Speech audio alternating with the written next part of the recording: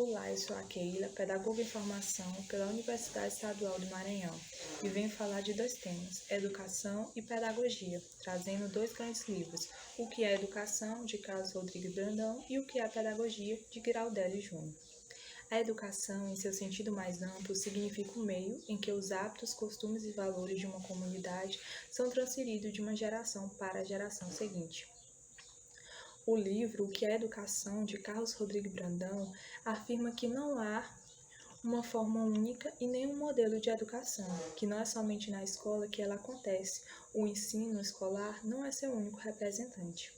Como eu acabei de falar, a educação pode ser transferida de uma geração para outra, onde ainda não foi sequer criada a sombra de algum modelo de ensino, formal ou centralizado.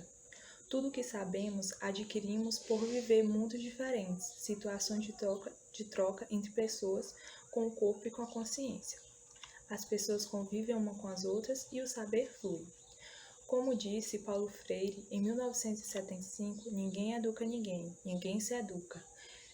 Os homens se educam entre si, meditalizados pelo mundo.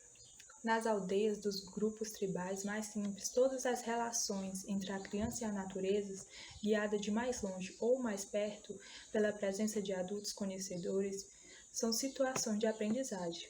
A criança vê, entende, imita e aprende com a sabedoria que existe no próprio gesto de fazer a coisa.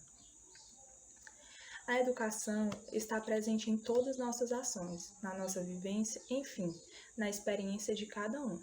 As pessoas não dependem de um professor para aprender, elas aprendem através das situações, elas aprendem através das relações e interações com o meio no qual estão inseridos.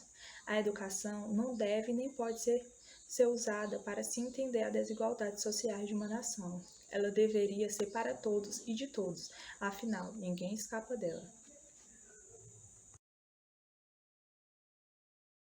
Livro História das Ideias Pedagógicas.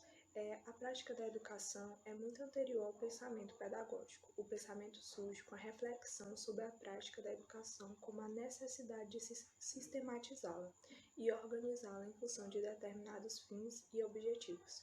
Vou falar de três pensamentos. O pensamento pedagógico oriental, que tinha como fundamento a sua difusão principalmente na religião.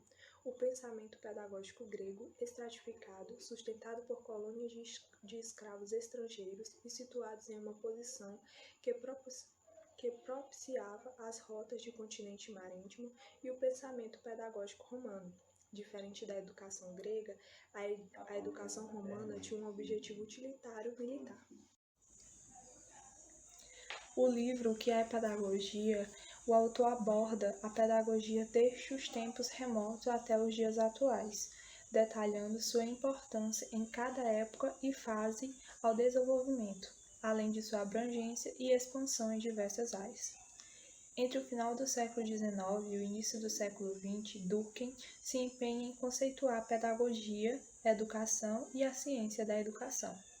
A educação é definida como um fato social pelo qual uma sociedade transmite o seu patrimônio cultural e suas experiências de uma geração mais velha para uma geração mais nova, garantindo sua continuidade histórica.